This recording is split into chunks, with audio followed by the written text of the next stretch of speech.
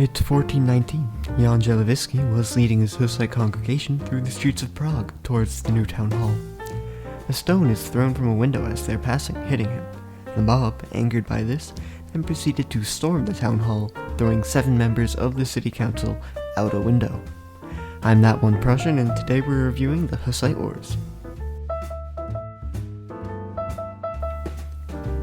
So, this is a little different from my usual content. I was thinking I would post these every week or so while I gather footage for my War Thunder and EU4 videos, etc, etc. Anyways, don't expect too much visual content from these. Think of these as a kind of video podcast with a few pictures. Anyways, welcome to the first episode of History Review, where I'm going to look at bits of history and review them at the end of the video, say on a scale of 0 to 14.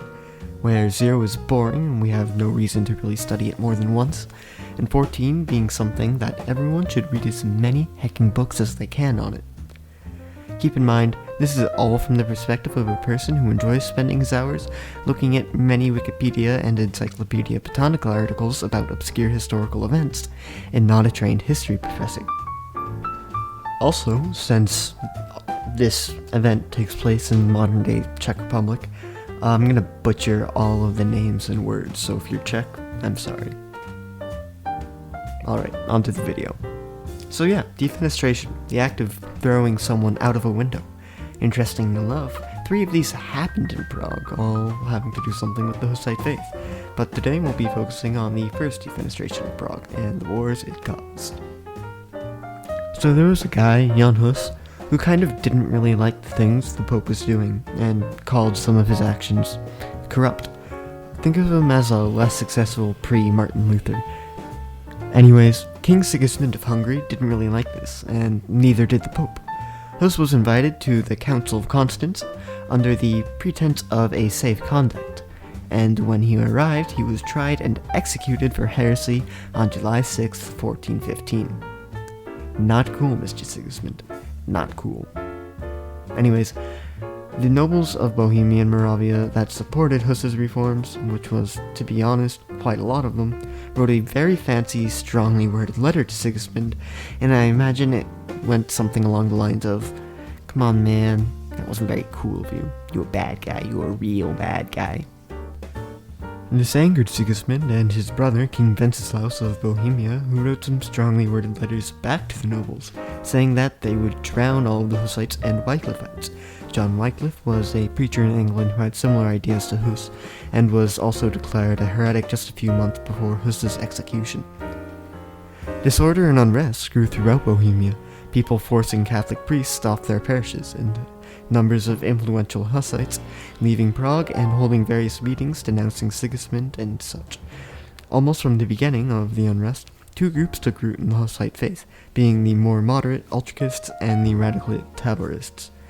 This will be important later. Civil War. That catches us up to the defenestration of Prague, so take this little pause to grab yourself a cup of coffee and some cookies, because we have 6 wars to go through. Supposedly, King Wenceslaus died of shock due to having some members of the Prague City Council being thrown out a window. So his wife, King Sophia of Bavaria, became regent and tried to regain control of the now revolting Prague. Fighting happened, so on and so forth, and the citizens of Prague had captured a castle or 2. And in the agreement to stop the fighting between the royalists and the rebels, the castle would be given back to Sophia. This upset Jan Žižka, a prominent general who marched south and fought the first major battle of the Hussite Wars, the Battle of Sudemer. Žižka had set up temporary defenses on the plains of southern Bohemia when a force of Catholics caught up to them. Originally, Žižka and his force of 400 farmers and townsmen rose the French white flag of surrender, but the Catholics refused their surrender and pressed the attack. Žižka used Wagenburg tactics, which we will talk about later, and the surrounding terrain to inflict heavy casualties on the 2,200 royalist forces, and although taking heavy casualties themselves, it was a resounding victory, and it was the first of many, many of them for Žižka and the Hussites. So when King Wenceslaus of Bohemia died, his brother Sigismund of Hungary inherited a claim to the Bohemian throne. The only problem with that was that people didn't really know whether or not Bohemia was an elective or hereditary monarchy. But because of the way Sigismund claimed the throne, the nobles said, it's actually elective monarchy. And we didn't really vote for you, so no. Which made Sigismund all angry, but then his good friend the Pope said, yo, I got you, fam, and issued a bull that proclaimed a crusade for the destruction of the Wyclifites, Hussites, and all other heretics in Bohemia. Thus started the first anti-Hussite crusade.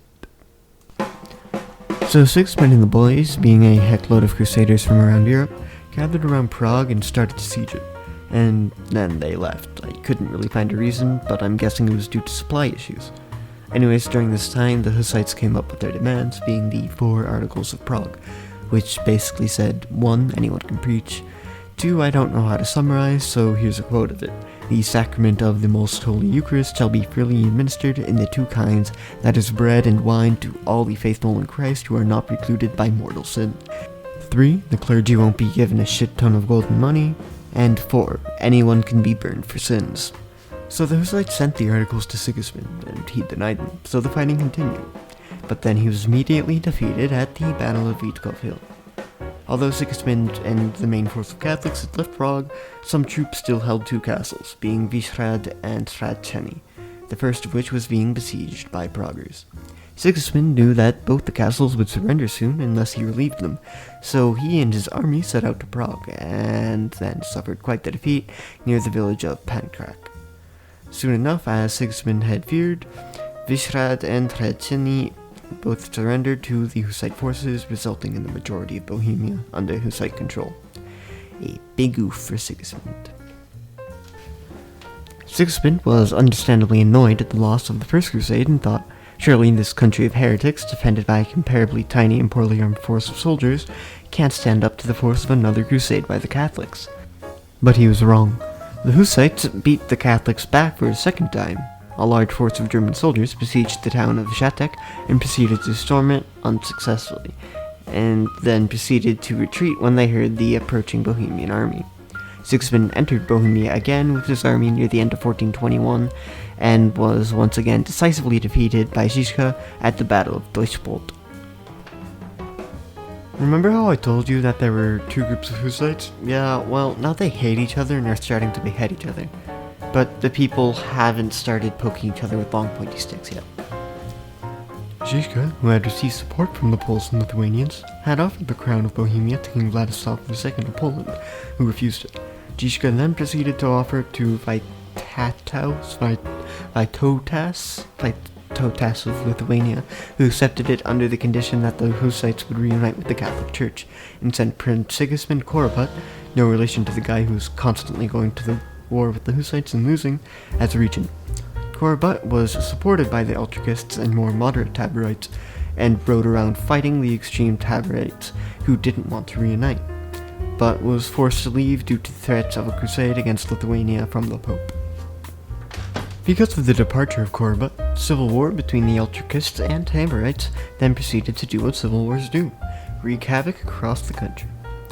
And then Žižka did his thing, being quite literally curb-stomping everyone who stood in his way out of existence, and beat the Utraquists into submission and signed a temporary armistice.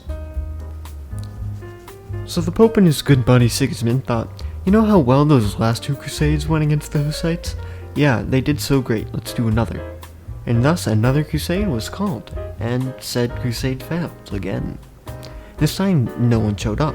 The Germans were busy killing each other, the Danes were busy not existing, and the Poles and Lithuanians were good buddies with the Bohemians, and didn't really want to fight them.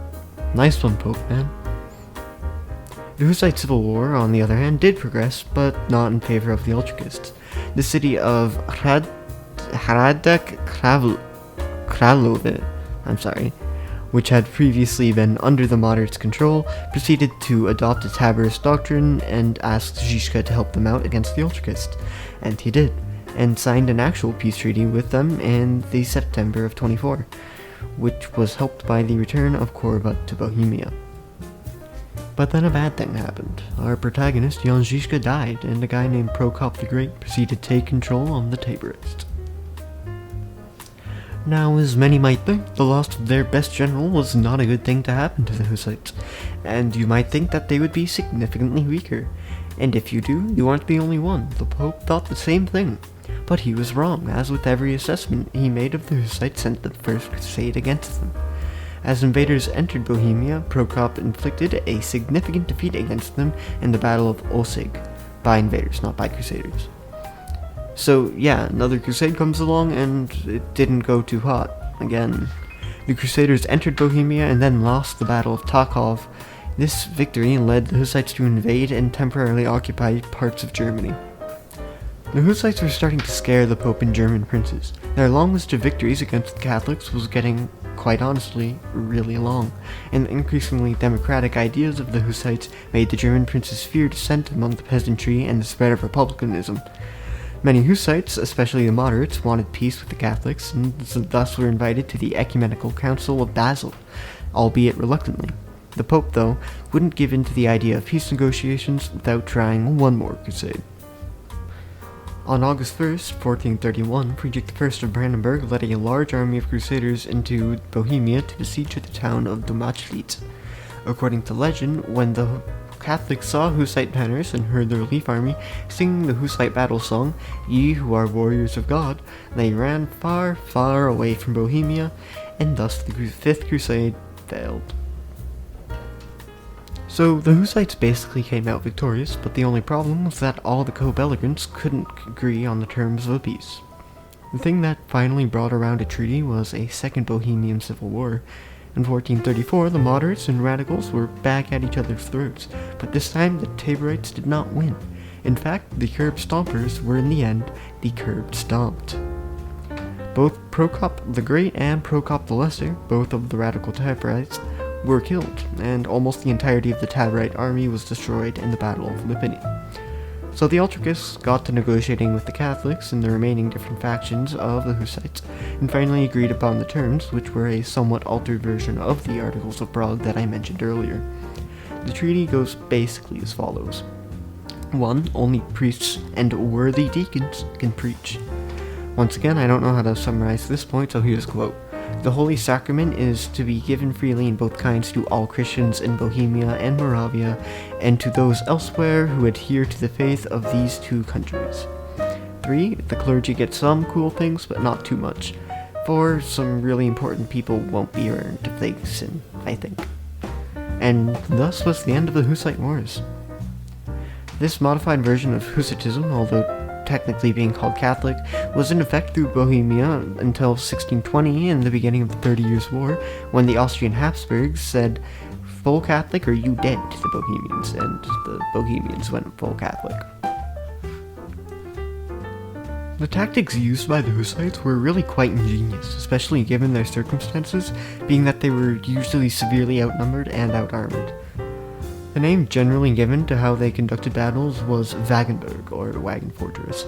Depending on terrain, the Hussites hooked together carts filled with soldiers, usually being around 20-ish footmen, 6 crossbowmen, and 2 handgunners. The Hussites, in most cases, fought in 2 stages, the defensive and counterattack. During the defensive, the carts would be set up close to the enemy with friendly artillery behind them, often inflicting heavy casualties on the enemy knights.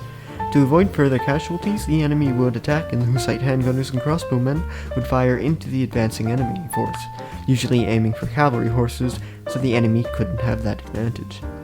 Once they judged that the enemy's morale was sufficiently lowered, the counterattack began. The Hussite footmen came out and attacked the enemy, usually from their flank, with the signature Hussite flail, while the enemy crumbled beneath them. Alright, let's review it. In total, I'd give the Hussite Wars a solid 12 of 14. Everything about it was fun to research, and the impact it had on both the Reformation and how the Catholics treated the Reformation was presumably a little more than nothing. In terms of modern relevance, there's a successor church to the Hussite Church of Bohemia, being the Czechoslovak Hussite Church, although it is quite small. I only wish for purely what-if purposes that the Hussites had maybe retained more of their core qualities, and that those inbred Habsburg bastards didn't cut the Hussite faith out of existence for 3 centuries. Anyways, thanks for watching. I'm That One Prussian, and this has been History Review.